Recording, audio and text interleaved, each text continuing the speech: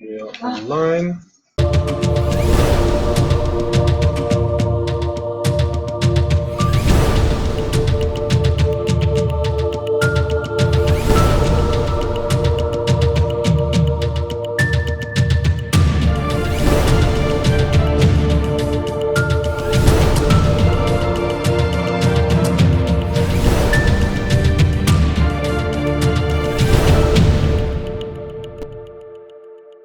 So the guys, what I wanted to do today is I wanted to share with you the different types of access techniques. So I know I was not very often online to talk to you guys. It's a long due video and my presence as administrator of the group. So very nice. We have 5-6 guys already joining us. Dan, Brian, David, Irman, Michelle, Michael, welcome guys. So I hope you enjoyed the video today. And what I'm gonna present to you guys today is the different types of access techniques. There is quite a bit of confusion in it sometimes, and it's maybe not precisely understood by everyone. So I think it's gonna be a good reminder. I will also listen to you guys, and if you have some questions, maybe we can dwell on your questions as well for a while. I have no problem with that. But my main subject today is going to be to discuss these techniques. So how are you guys? Maybe you can tell me how you feel. If you feel good wherever you are, don't be shy. Send a message, say hi from wherever you are, from which country you are. So let's see. I see how many guys now. Two guys are online. Okay. So never mind. Let's see. We have about 7,000 guys in the group, but we are all worldwide, and so it's gonna be a different time for everybody. So different types of techniques. This is something that is not always very well understood and very well taken advantage of. So, and some very interesting results came up very recently by my friend Michael Raduga that I reviewed a few days back, and he posted a video. He's doing this project called Elijah. I don't know how you want to pronounce it. The way he pronounces it is Elijah. So he's doing tests, etc. And some very interesting results came up recently. The split of success rates by different types of access techniques to lucid dreaming, out of body experience, astral projection, whatever you want to call it. So let me first clarify what are the different types of techniques that we have in our disposal. So the names that are given to them are basically three types of access. One is called direct, one is called indirect, and another one is called spontaneous, or a realization that it is a dream within the dream. So basically it's something that is happening spontaneously. Direct is also known as wake-induced lucid dream, or the short form for it, wild. So that is very often practiced by out-of-body explorers, astral projectors, and so on. And that requires to go from waking state to sleeping state. And what is often being said about it is that the person that performs this kind of technique goes without the breakage in consciousness, awareness, So it's a conscious process, and there is no apparent loss of awareness or consciousness. So, so basically, you're talking to someone, having a coffee, and then you go lay down in bed, and usually guys talk about relaxation, breath work, etc., etc., and then you let your body fall asleep, but you want to keep your awareness with you. So this is the direct access technique, and then and that is one of the technique that everyone jumps on at the beginning very often and thinks that that's the stuff, that's what I have to do.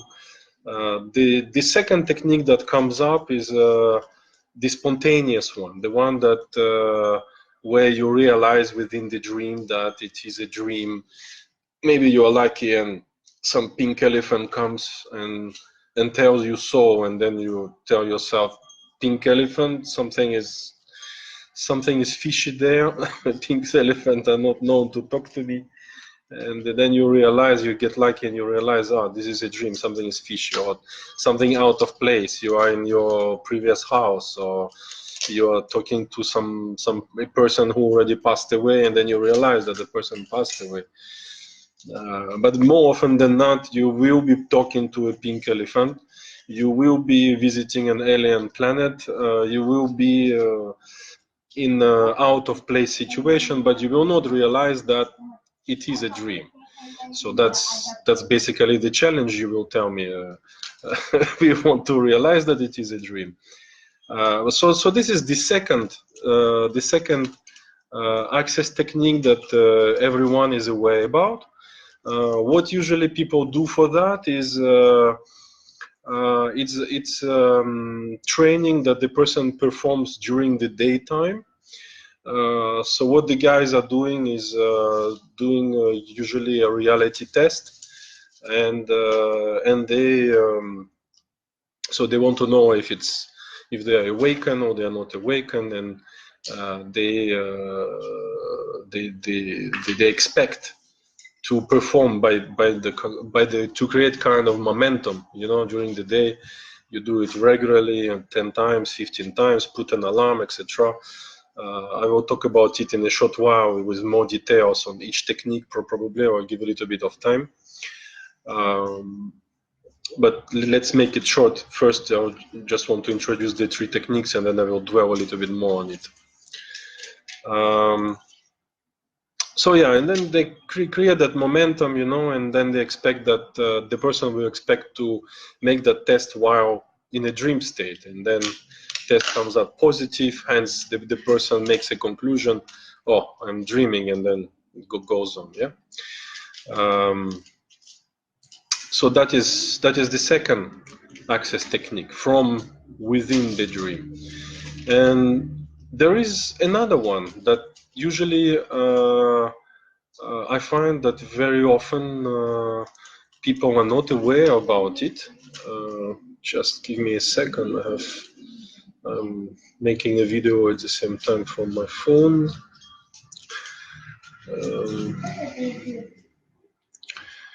I'm making a quality recording on my phone at the same time.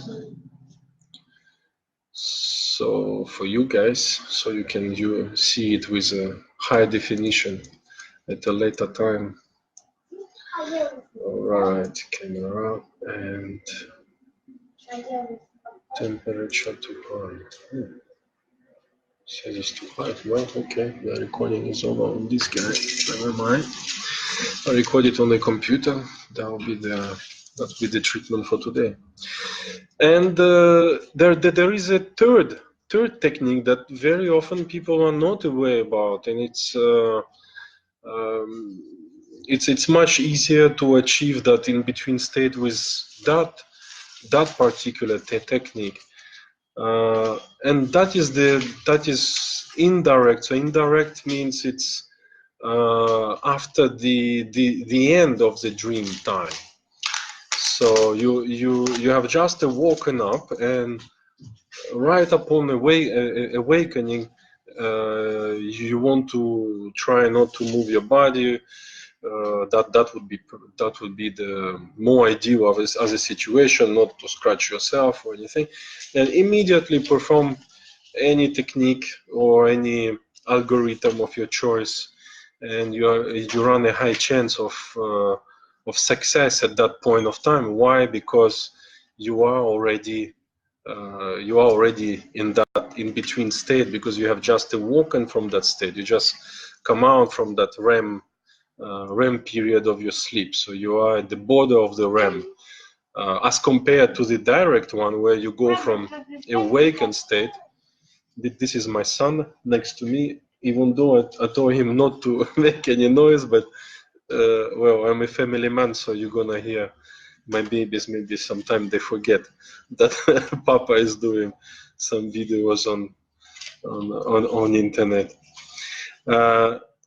So it's much easier, because the direct one, the wild approach is your body functions, etc.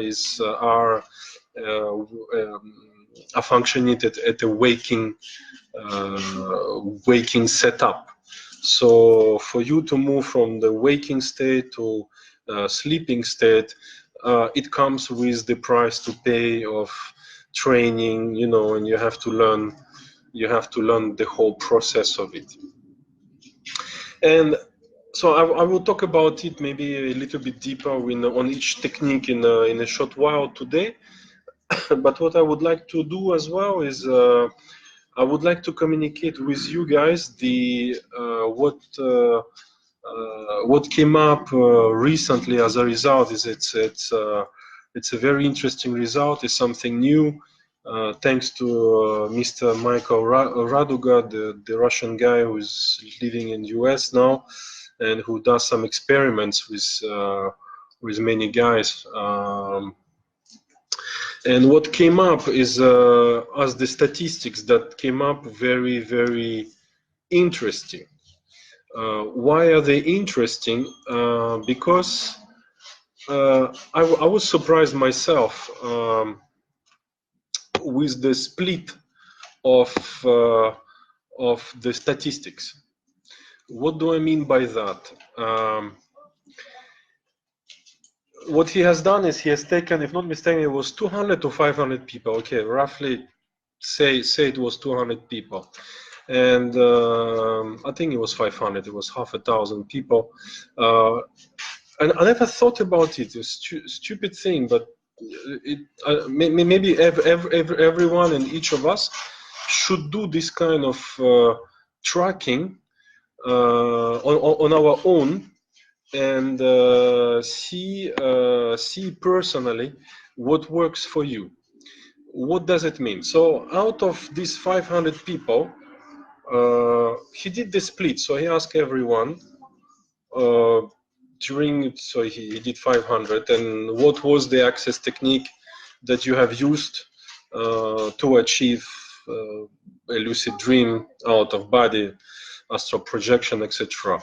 And I thought up until now, for somebody who is a practitioner, who knows techniques, you know, the results will be more coming from the practice. So direct, indirect, wild, whatever that is. But the results can be much more interesting. I knew about it, but not to that extent. I didn't know that numbers would be like this on a population of 500 guys. So the results came in that way, is that the direct technique was about 15% only. That is not surprising. That's okay, because direct technique, wake-induced lucid dream or astral projection out of body, it's more difficult to be done, so that is normal. But then the indirect technique was used only to 30% or so. So altogether it was 40% due to practice. and the rest of 50 to 60% was due to spontaneous experience from within the dream state already, where the person was realizing that that the person is in the dream state, out of body, etc., etc. So what does it tell you is, so I knew about it already, because usually I wasn't focusing much on working on the programming the subconscious, unconscious, whatever you want to call it, or taking the habits, telling the guys who come to my workshops to work on the reality tests every day, etc. The reason for that was because I simply can't work on it in a space of 2 days. My workshops are 2 days. So on the day one you come and I'll teach you the techniques, and then on the day two we would like to review your attempts and to have some success. So anyone who has been working with reality tests and performing them throughout the day, you know very well that it doesn't work fast. It doesn't work on its own. You can't. Yes, it works, but it doesn't work on the day itself. If you take 100 guys who don't have any experience and you tell them do some reality test today and see what happens tomorrow, I'm pretty sure that the success rates will be very low. It simply is not because you have been doing something during the day that you're gonna dream about it. Something else will be more important. God knows what. You know, you had an issue with your in the office with your colleague or with your boss, and you're gonna dream about it, or you have punctured your tire of the car, and you're gonna dream about punctured tire of your car, or something like that. You know, you never know what subconscious gonna choose to work on at night. So basically, working you performing some reality tests during the day, as many as you want, is not gonna mean that at night you're gonna dream about it. So as a technique, it's not something very, very efficient on the spot, but there is a side effect.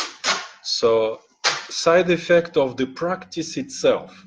So that is the interesting part. Is so what I was saying is that anyone who was coming to my workshops and I was telling them, okay, we're gonna practice the direct and the indirect, because this is where you have the control of something, while you did your training during the day, and when you go to sleep, you will let go any kind of effort, conscious effort, or effort with awareness.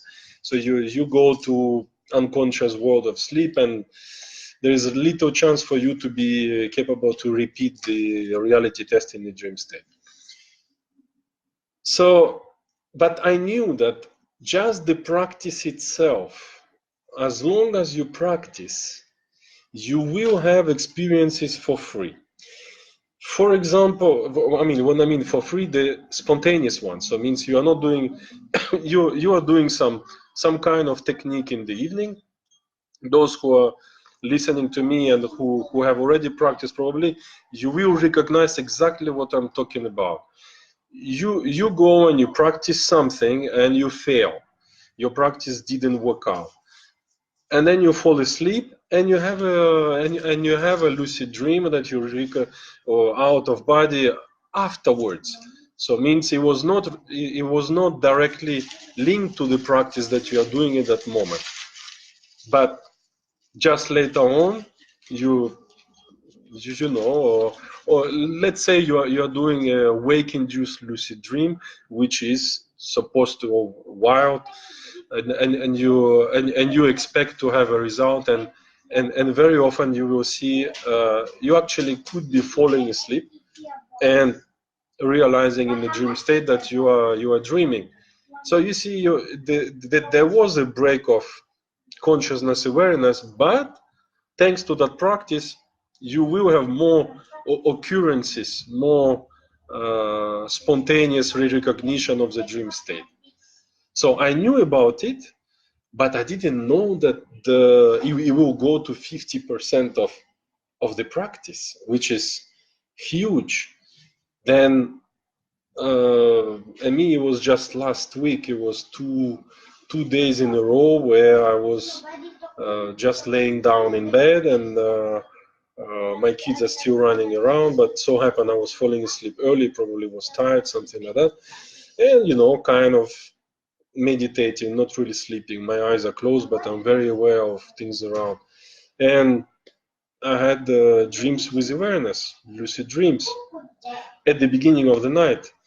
So you see, the intention, the meditations, all that, and the practice overall impacts the occurrence of the experiences that come for free, almost for free. So what would be interesting, and what I advise you to you guys, is to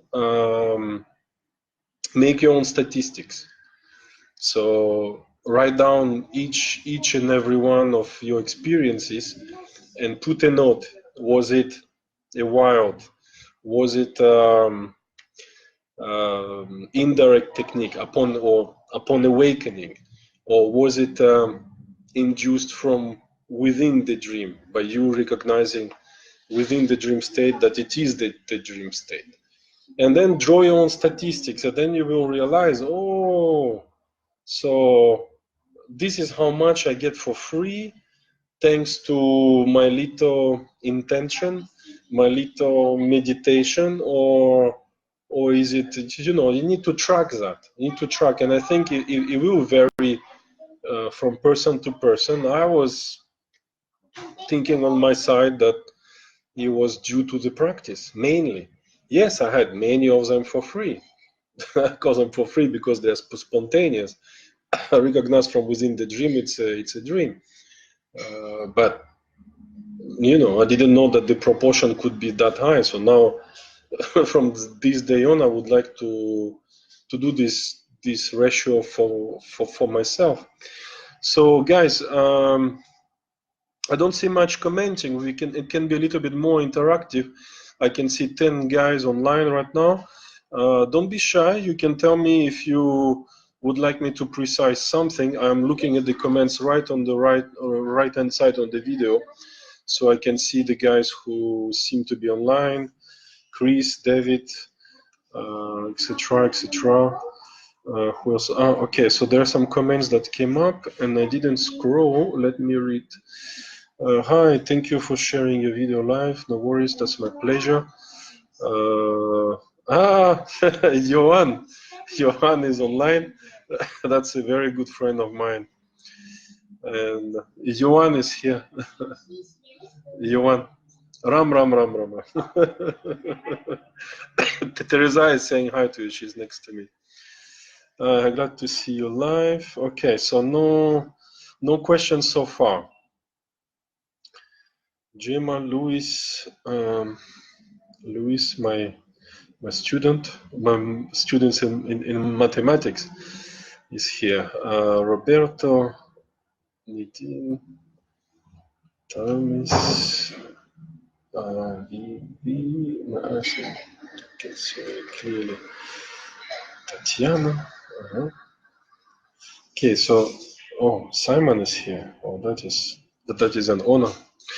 Okay, guys, so don't be shy and send me some questions. I don't mind to dwell on something else at the same time. I have no problem with that. If I was not clear right now on anything, I don't mind to come back on that as well. So let's dwell on the three techniques. I will try to give you a little bit more details on each of them. We will not go too much into detail on each of them because it will take too much time, but I will give you a little bit more of each. So let's come back to the maybe the one that everyone think about it, but that's the difficult one, the direct approach. I'll give you one point there that is quite important, is that there is something that many guys are not aware about, but you need to understand it so that you can have success with the direct technique.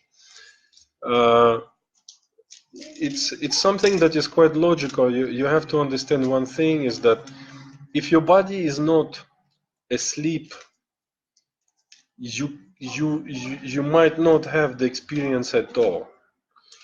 That is quite logical, right? Because when you have your out of body, lucid dream, etc., your body is asleep. If somebody is next to you, try to talk to you, you probably won't answer. So what does it tell you? You need to let your body fall asleep. That is the important part of it. So what you want to avoid to do, unless you are fine with it, it depends on person to person. We want to avoid frustration. Frustration is something that is gonna eat your energy, your patience, and you're gonna sweat on your bed, and and think that it's gonna work. I've been so close to it, but it's still sweat on it and sweat on it and sweat on it, and it's not gonna happen. I'm sure many of you are recognizing yourself in it, and it happened to me many times too. But you have to accept that your body is going to fall asleep. So the little secret there is that often the person thinks that there is no breakage in consciousness, and but that might not be the absolute truth of it, because sometimes I'm sure it happened to many guys, when you drive a car and you're tired. I do not advise anyone to do this, but it happened to you, and you lose it for a fraction of a second. So this is what is called micro sleep. So when this happens, technically, you are waking up. So because you wake up, can we consider it to still be a wild? Maybe not. You see, so it's maybe no more a direct technique anymore. It's no more wake-induced lucid dream, because you had this break of consciousness. Hence, it's a technique applied upon awakening, even though it was a micro sleep, a very small sleep. But yes, for those who have experienced, and I probably can count them on my fingers, means it's a very small amount, even though I have thousands of them, but only a very, very small amount of them where I do not recall a micro sleep to happen. But how can you be sure? It's not very easy to know that you didn't have one. How many times you think that you are not going to fall asleep, and all you know is you are waking up because there is a loud noise, or you're watching TV, something. Oh my God, I was sleeping, and you didn't know. So while you are doing this wake-induced lucid dream, some kind of meditative approach to it, etc., and you are thinking that no, I'm fully awakened and and going on with it, but micro sleep can happen. So the rumor the rumor wants that the wake-induced lucid dream, that doesn't exist. Well, it doesn't really matter. It's what matters is you are trying to do it, and when is the best time to do it. That's all. After this is now we're going to clap hands. You are so professional, and you can induce it from waking state to sleeping state. Who cares? Who cares? I think more important is on average, can you have 2 or 3 per week? It's above average on Earth, you know. It's more than enough already. Of course, you want to have them every day. It's possible. My personal record was 3 weeks in a row every day, and then no. So, but 21 day in a row, and I never did more than that. But so coming back to the story of the different types of techniques, who cares what technique you use as far as you have the experience? So for the wild wake induced, what are the best times to perform them? Because you want to dive into, you know, the one sleeping cycle, we can have dreams and at any point of time of a dreaming cycle. Even though what the science were saying, we are more dreaming at the REM period of time, which is at the beginning of the cycle and the end of the cycle. So somebody who is trying to do a wake-induced lucid dream is a person who is going from waking state to sleeping state. So you are jumping at the first period of the sleeping cycle, at the first REM period, you see. So, and as you know, during the when you jump into your first sleeping cycle at the beginning of the night, let's say you go to sleep at 10 o'clock in the evening or midnight, you're gonna jump at your first cycle, and the REM period of time at this point of time is shorter. So some guys, what they do is, and it's shorter, and another parameter there is your body wants to sleep. You are tired. You want to fall asleep, and you want to go to the deeper stages of the sleeping cycle, non-REM sleeping cycles, etc. And so it has an advantage and disadvantage. The advantage is you fall asleep quicker. So many guys do not advise to practice at the beginning of the night, but why not? Because for the guy who has difficulty to perform wake-induced lucid dream, maybe for him is not a bad idea to try at the beginning of the night. If the guy, for example, if his difficulty is to practice it and he sweats and he cannot fall asleep, you see, so hence why not at the beginning of the night? But what usually is advised is to better go to the second part of the night, so sleep for 3-4 hours, and then go to this second part of the night, wake yourself up, go around, etc. Perform some actions to wake yourself up, wake up your mind, and then go back and start practicing wake-induced lucid dream. Why do and perform some actions is to wake yourself up. So you want to, before the practice, you want to come with a fully awakened mind, fully awakened awareness, etc. And but I say, you know, at the beginning of the night, you come with fully awakened awareness. So hence the practice is not bad as well. I had many success at the beginning of the night as well. But it's nice to practice 3 o'clock in the morning. I agree with that, of course. So that is the indirect, the direct technique. What technique you use, it doesn't matter. Techniques are usually there to serve you as an anchor. So you want to let your body fall asleep, and it's the technique that is the anchor. And I think the technique, my personal opinion on the technique is, technique has two two important aspects why the technique works. One is you are doing something that the body is not used to, and what is behind the technique is your constant focus on the technique. And even though you don't pronounce it with your words, but you know why you do the technique. You see, instead of just laying down, some people do that.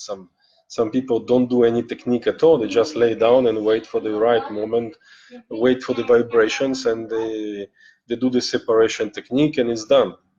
But performing some technique is it has the advantage to have some anchoring tools for you not to fall asleep too deep, because you can fall asleep and just wake up, 1 hour and a half later, and that's it, done. So it has the anchoring, and it has also the expression of your intention. And you remember I was telling you that just practicing techniques, the intention, your drills and all that, you're gonna have a lot of free experiences, the spontaneous ones. So technique is doing exactly that as well. Let me see the comments. Chris Ahrens, I work additional with suggestions, which give me more than double spontaneous lucid dreams as normal. I made kind of statistic. So Chris is confirming I work additional with suggestions. So like kind of repetitions, or like mantras. Or Chris, what kind of suggestion? What's your practice? Maybe you can detail a little bit. Tien, no, I always have difficulty with the separating phase. Maybe I wasn't relaxed enough. I will talk about. Let me talk about the separation point, and then. So yes, the directed techniques. Let's just finish up on that. Sorry, I had a flu for a few days back. Just recovered and jumped into into the group. So yeah, the techniques don't really matter. You can apply any technique of your choice. I personally have found the simpler the technique, the better. That means that, for example, imagining yourself swimming or standing somewhere, performing an action, flying, is a complicated thing to do. So it might have the disadvantage of having too much of mental activity, which will not allow you mentally to go to sleep. You need to find that balance where the body still can go to sleep. Otherwise, you will be sweating in bed for hours without any result. So simpler technique, the famous rope technique, phantom movement of the hand. I like, for example, very simple, imagining a jelly. My hand is inside the jelly, and I'm just keep pushing through the jelly. Of course, my physical hand is not moving, but I fall asleep with that hand that still keeps pushing and pushing and pushing non-stop. Or observing the hypnagogia imagery behind your closed eyelids is one. Listening to the sounds, how to listen to the sounds. One I like to listen to is the high pitch sound. If you are lucky with this tinnitus, you can take advantage of it. Some guys believe this is the angel sound, or the heaven sound, the high pitch sound. You can focus on it and see and use it as a technique. Simple visualizations, anything goes. Imagining, having a phone in your hand and you're typing on it without making it too complicated. It doesn't matter what the technique is, of course. Okay, so let me answer to Tian. No, she was talking about the separation.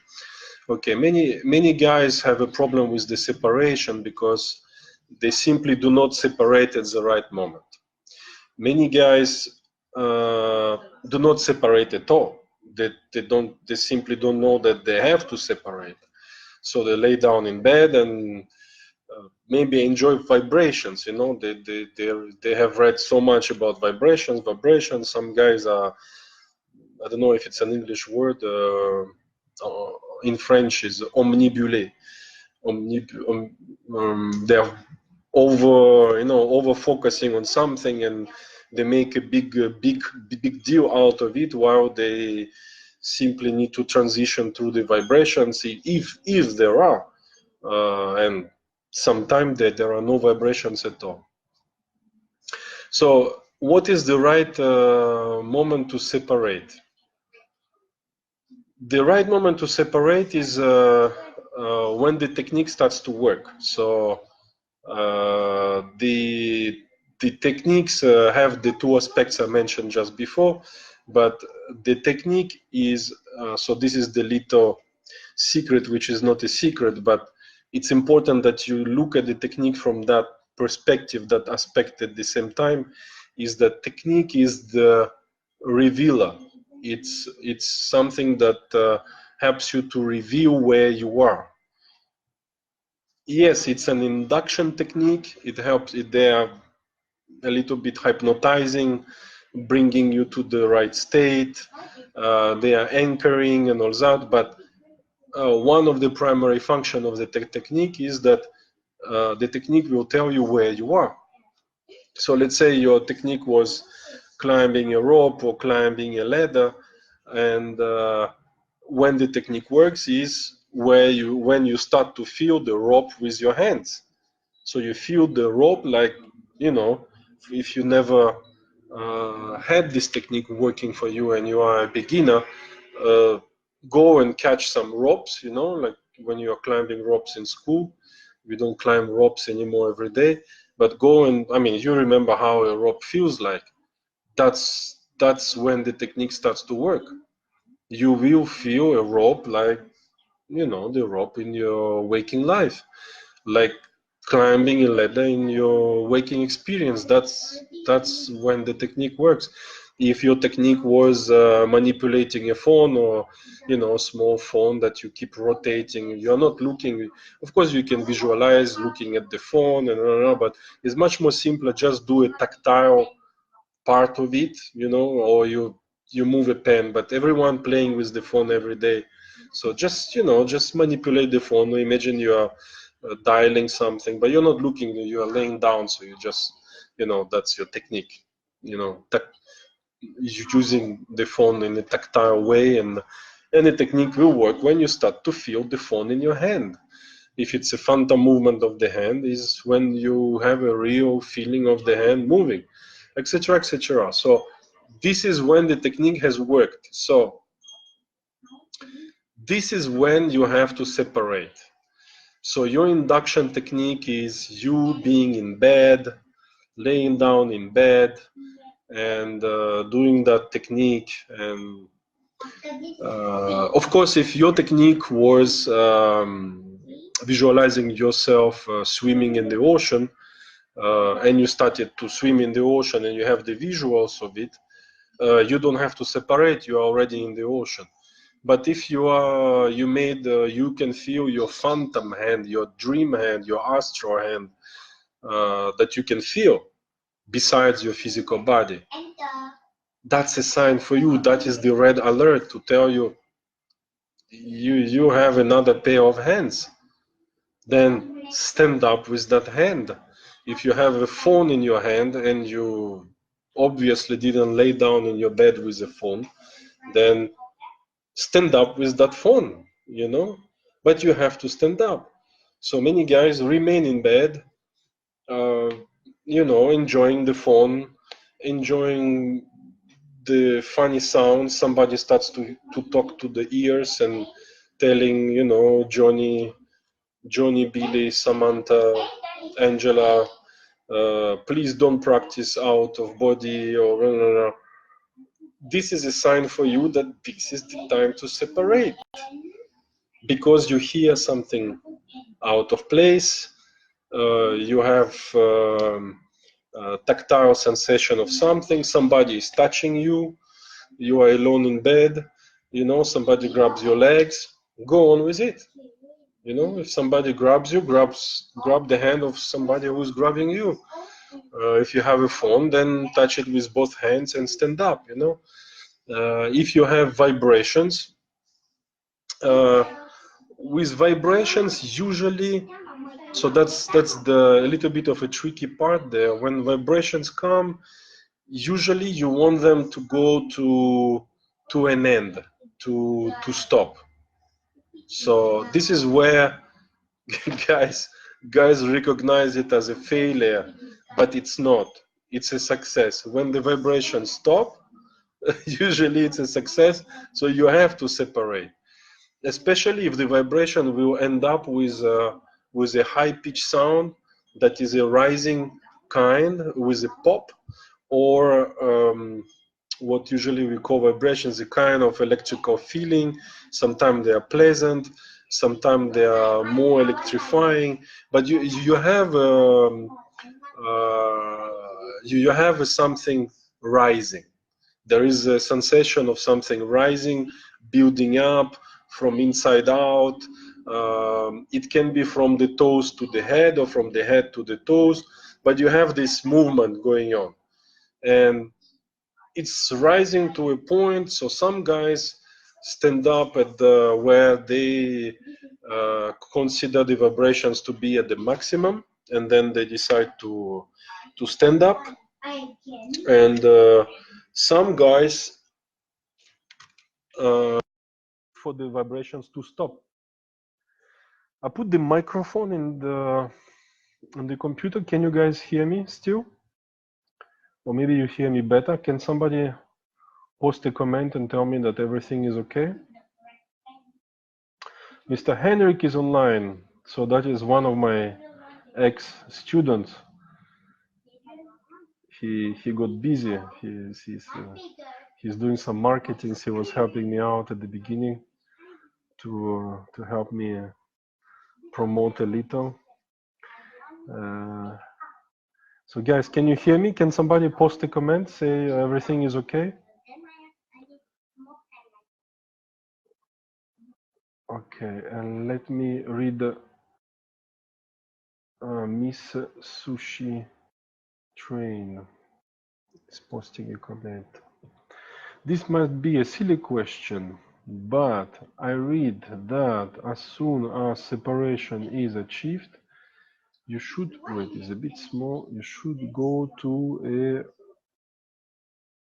wait, let me see. Mirror so you can see yourself. Have you heard this? Is this a correct technique? Okay. Mirror.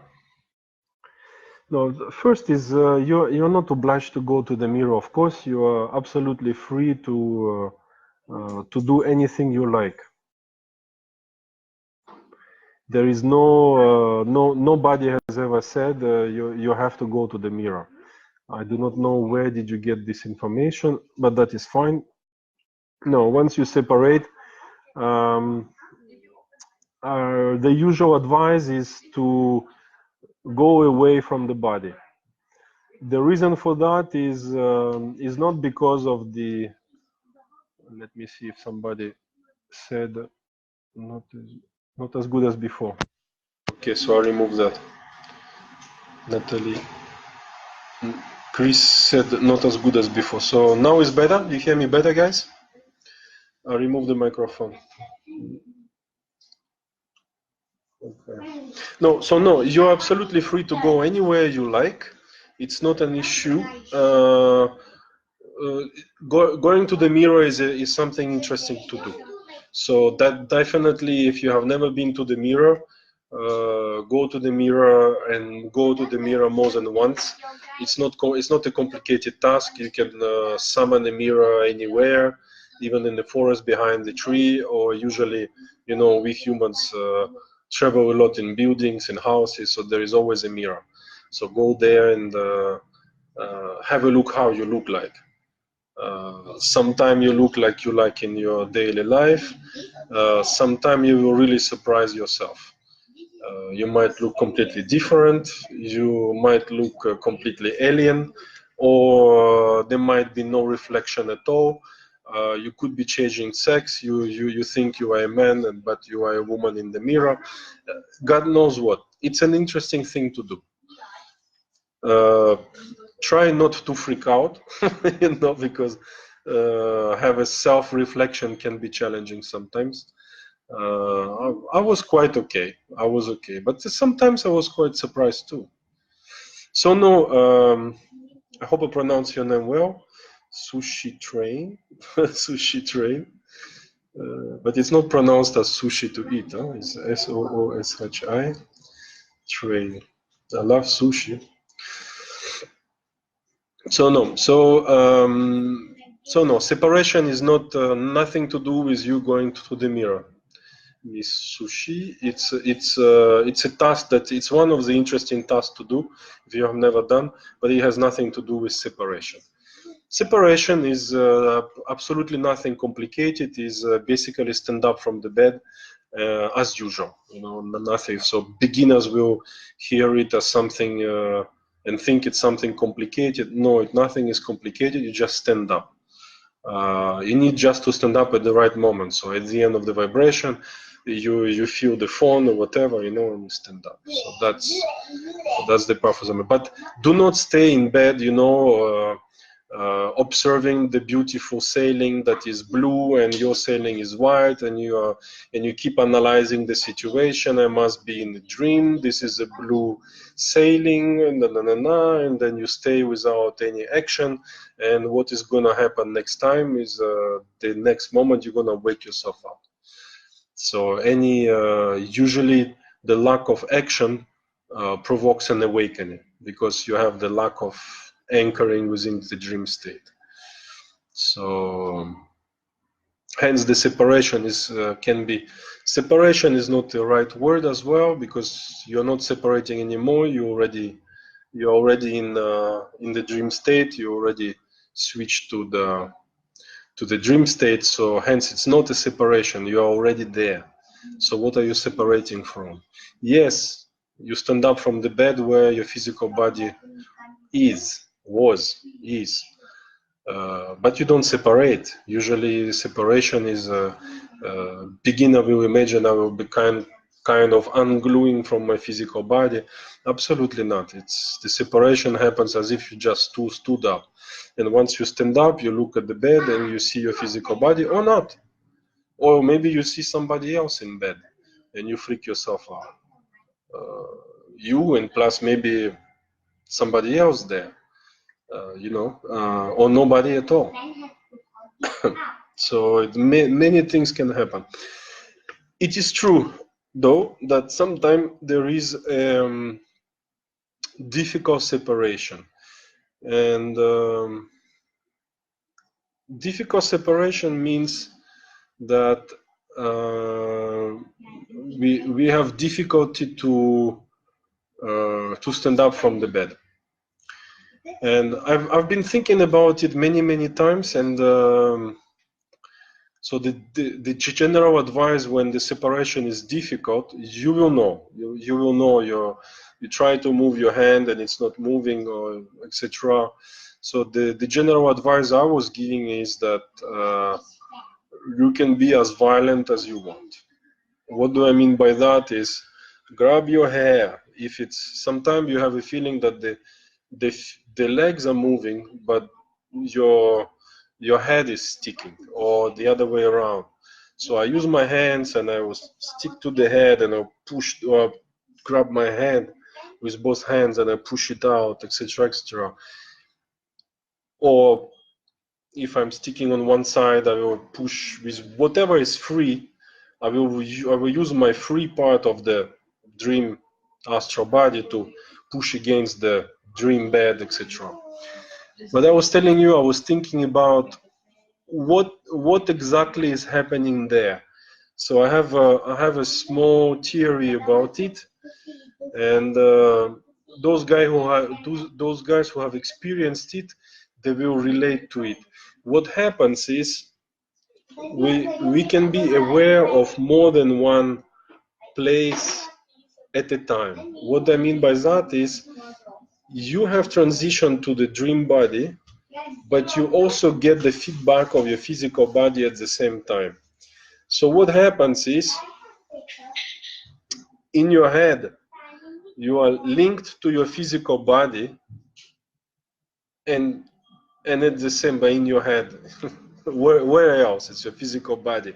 So you get the feedback of your physical body. Let's say you lay down like that, or don't know how you sleep, whatever, on the pillow, and you have the feeling of the pressure of the pillow on your face, and your hand, and you, and sometime even worse, you have opened your physical eyes. If you know that, usually the advice is to close your physical eyes, and the tricky part of it is, if you close your when you do this intention to close eyes, you close the physical eyes, but you also close the eyes in the dream state at the same time.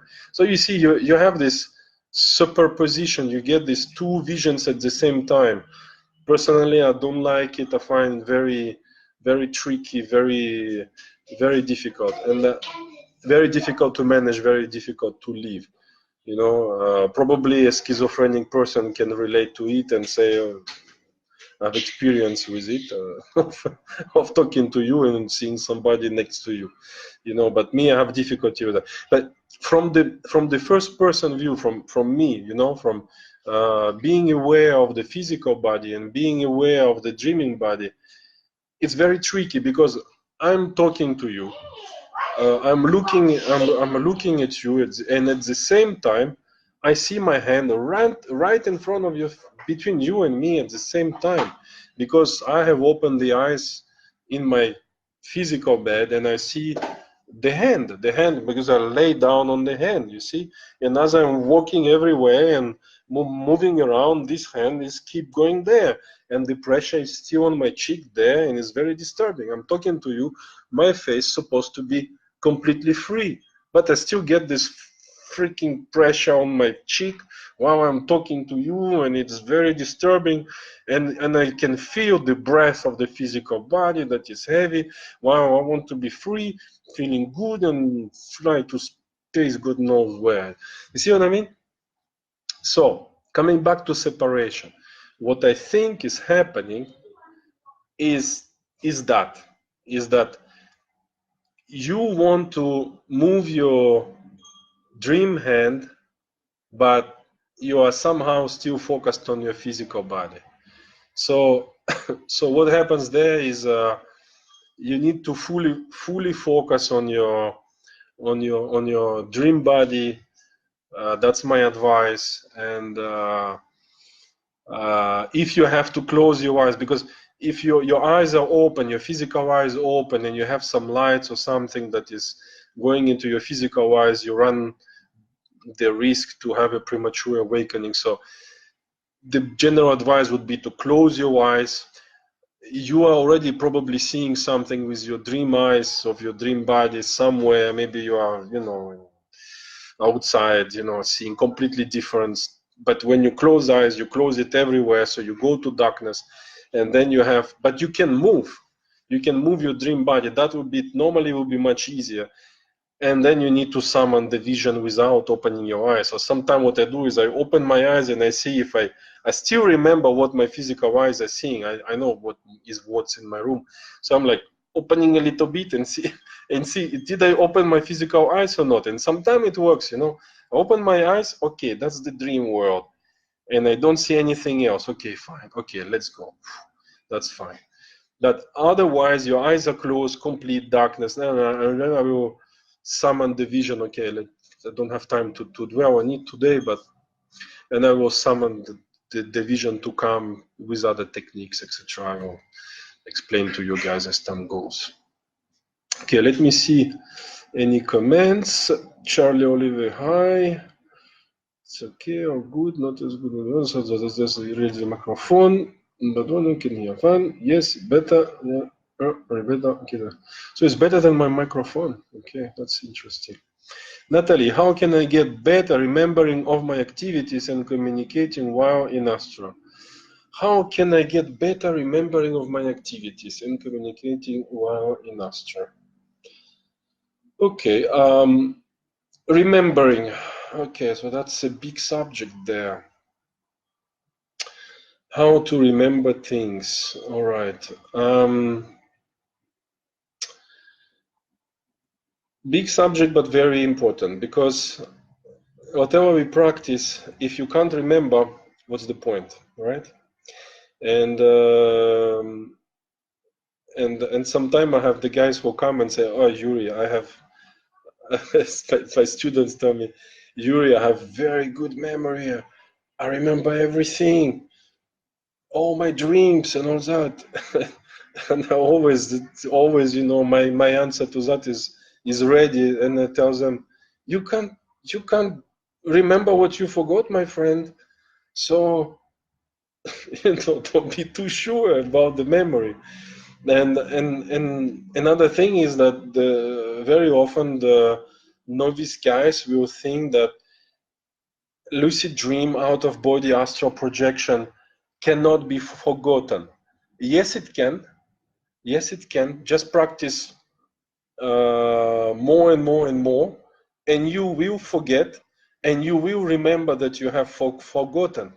You know, a black cat crossed the road, and you remember, oh shit, I just recovered half an hour adventure, you know, and I thought my memory is good, and that was lucid.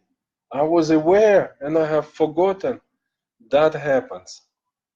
So it's the rumor again says that because lucid dreams, astral projections, out of body experiences, phase shifting, like I call it, are so amazing that we can't forget them. We can forget. We can forget what happened yesterday for breakfast, for Christ's sake. You can forget what happened a year ago or a week ago. And there are so many dreams that happen in one night, so many adventures. Even though as amazing it can seem, memory is a big issue. But in general, dream journaling, it has been a very good tool. That is one way to focus on the dreams. And I don't know how true is that, but I understood that from some scientific, like, if I understood there was a scientific research, you need to, I don't have the link right now, but apparently it's a separate memory in the brain, if we talk about the brain. So the waking experiences and dreaming experiences are not occupying the same region in the brain. So my point of view on it is the more you access a memory region, the more electricity you pump in, the more energy you pump in, the bigger the pipe, the bigger the access pipe, you know. So the more you focus on your dream life, the better the memory. So as simple as that. So recording all your experiences, reviewing them again, is accessing them more and more and more. So you record something today, read it again tomorrow. Repicture yourself in the experiences. That is your way to reaccess those memory regions, and you will see that your memory increases, and you will remember more and more and more. As simple as that. And the beauty of it is that the results come very fast. So a guy who has who says he has zero memory, within a week he starts to remember between 5 and 15 dreams per night, you know, very quickly. It's the practice is bringing results very quickly. One important thing though is record your stuff in the middle of the night. Just take a note of 1 or 2 words. So it's a keyword to describe the whole experience. Put you know, alien on the beach, and then you know that you talk to an alien, or they took you in their spaceship on the beach, and what happened on the beach and what happened afterward. It's like knowing the name of the book, but you need to know the name of the book to know the story about the book. So so what you do is so some guys do a recording, Last time what I did is I took a few pencils with different colors. And why different colors? Because I was writing in the dark, and sometimes I write like this, and then I write like that. So if it's blue and blue and blue and blue, difficult to read. So I was, you know, first experience in red, second in green, so much easier to read, unless you change papers, you know. I didn't like to switch on the light, because if I switch on the light, I have difficulty to really fall asleep. Yeah, so that is for the memory. And communications. Communications, before you start to communicate with somebody, you will need to increase your capacity to remain in the dream state. So, and you need to be as lucid as possible. Because communicating with someone, you know, you approach, like you see me right now, and you spend 5 seconds to look at that person in the eyes, and you forget about any maintenance techniques. I will do some videos about it, give you some pointers of how to maintain the dream state as long as possible, but you always run the risk to lose it right there. So you need to be as lucid as possible. The environment has to be stable. It's you must be capable to see everything in high definition with very good, you know, very sharp. If you see something blurry, you don't see much in front of you, that means you're probably already at the border of a dream change, or you're gonna wake up soon, or false awakening, you know. So you don't go to communicate in that kind of state. So I will put it on another video of how to, so communicating, nothing much, you communicate as usual, asking questions, etc. There are some tricks, etc. We will talk about it maybe in another video, but before you communicate, look at the maintenance techniques, how to maintain the dream state and remain in the dream state longer. And probably you can find there is 3 videos that we have done with Michael Angel, which is the guy who is he's a very good friend of mine. He's in Australia, and he has a group called The Awakening Point. We did 3 videos with him. There is one of the videos where I talk about how to maintain.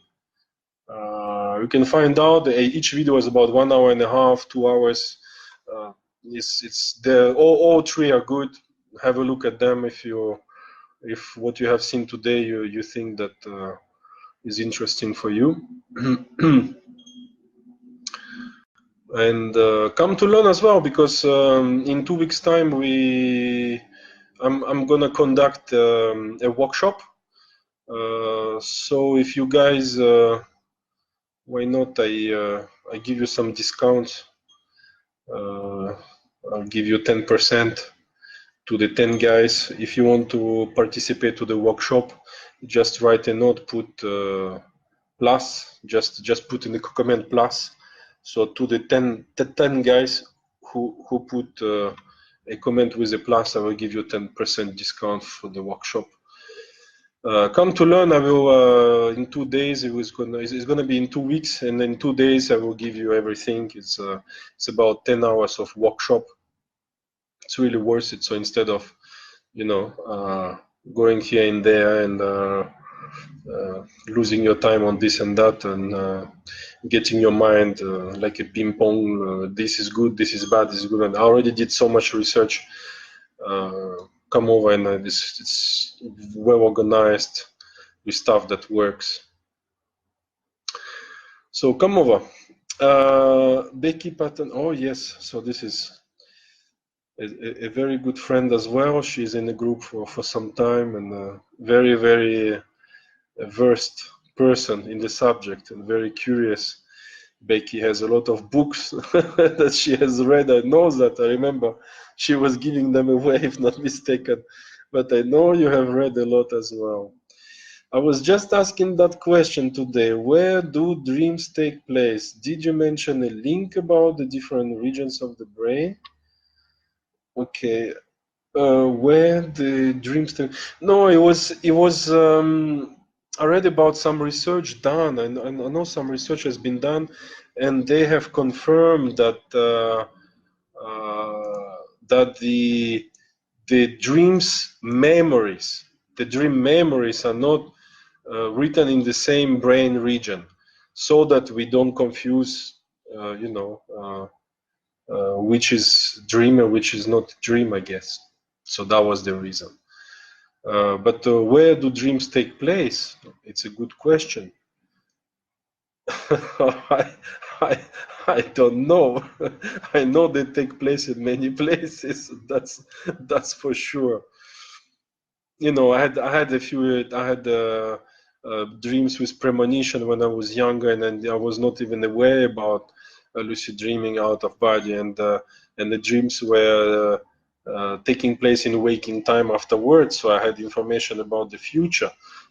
I had two of those like that. I remember still. I had some, you know, kind of out of body lucid dream, whatever you call it, where I got information about a room above, what is inside. You know, that there is these things. What do you do with that? You know, you know. So it's, I think there are many theories and many, but it's, I wouldn't say it's definitely. I'm not the guy to say it's just a dream. I wouldn't be so quick on that. And I am not. I am not. I mean, with just the experiences like this, how could I be? You know, if the person never experienced it, of course it stays just a dream. But with enough experiences, the person will come to the point. Some experiences will be a little bit extraordinary, with the information that we are not supposed to know. Even though we try to say yes, subconscious knows things, and subconscious is very powerful, and it's a very powerful tool, etc. And yet, still, I don't see how I would be aware of what is in a room above me that I never visited before, you know? And other stuff of that sort. Natalie, thank you too. Okay. Magic places, definitely magic. Okay, guys. So, let me know if you would like anything else. Otherwise, let's conclude that. I don't know how many. I think we did an hour or so. So I'll let you guys to go to sleep, maybe. So yeah, the workshop is gonna be in 2 weeks' time. There will be another one end of August, and after that it will be every 3 months or 4 months. Usually I do one every 3 months, so 4 per year. But now it's school holidays. I'm not teaching mathematics and physics, so I have a little bit more time on my hands, and so I will have at the end of this month and at the end of August another one, and then probably maybe in December, something like this. So if you are free, summer holidays, come to learn, and then I'll be happy to teach to you. Interesting information is that when you come to the workshop, you are entitled to attend exactly the same one in the future. You choose when. Many of my students come back to remotivate themselves, or they didn't understand some parts and they want to repeat the course. So you can re-attend the course one more time for free. So basically, you are attending. You are paying the price for two courses, not for one. And if you and I will give you some discount as promised to 10% from today video. The 10 first person who will comment, I would like to attend, or they put just a plus. Just put a plus. I will contact you and I will give you the discount codes. So far, I still entertain live follow-up. So, which means, for example, it's important for guys who never experienced it before. For them, it's good because you can always come back to me, email, chat, WhatsApp, you know. You can come back to me and tell me what you do, and I will review exactly your practice. There is today a lifetime follow-up. So I don't leave you alone after the workshop. After you have attended the workshop, I stay with you until you are successful, at least for the access techniques, so that after you access, it's up to you, you know, to explore in the way that you like it.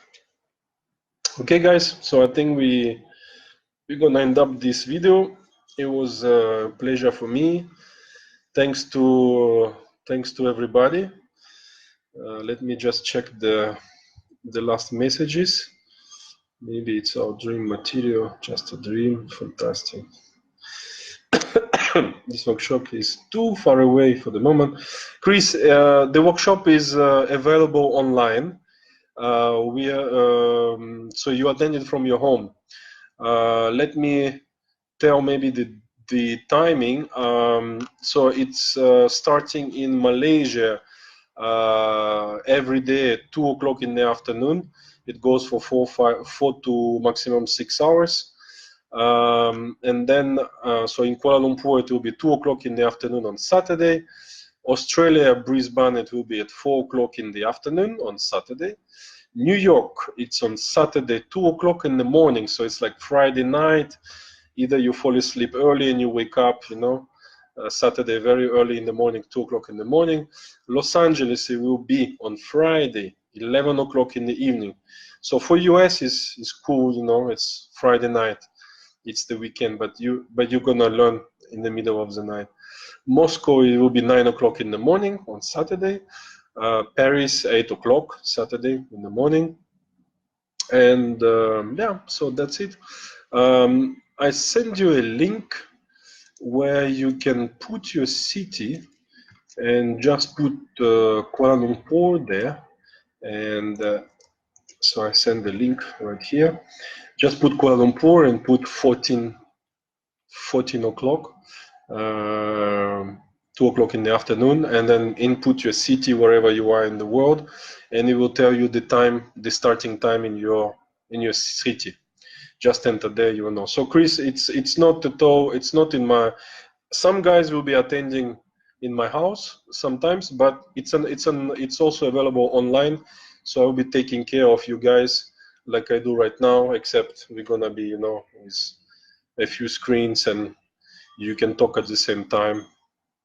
I mean, not at the same time, one by one, you know, not at the same time, of course. So yeah, it's an online event, so you can attend from home. It's yeah. All right, and then who else said something? So it's not far away at all, but I will attend sometime. Where's the workshop? So Emma, the workshop is at my house, but it will be available online, so you can attend it from your home. Charlie, I can only recommend Yuri's course or online, very well explaining and straightforward with no unnecessary BS. Hopefully not. I don't like unnecessary as well. But you know, sometimes it's nice to share who we are a little bit. You know, I like to be technical, but it's nice to give a break as well, because otherwise we get a bit tired. Huh? Too much technical too. Very knowledgeable one and down to earth. Hopefully, yes. At which time, Europe. So I already answered these questions. Okay, so guys, so you have everything on your hands, and I give a 10% discount to the first 10 who put a comment or write under this video afterwards. Guys, good night or have a good day. Here it's already 1 o'clock in the morning, so time for me to go as well. Thank you very much, and thank you to listen. It was a pleasure as well, and somehow I feel you guys enjoyed, and hopefully it helps you and motivates you tonight. Who knows? You have some experiences tonight. Please come back and don't hesitate to post it here. Sometime I motivate people just by talking with them, and it brings results as well. I'm aware of it. I'm aware of it. I'm not congratulating myself there, yeah, but I mean, when it works, it works. It's good. Okay, guys. Good night. Finish with jokes. Yuri Zaritsky signing out. Good night and happy dreaming with awareness, lucidity, and lucidity for all. Thanks to be in the group. I appreciate your presence, guys. Bye.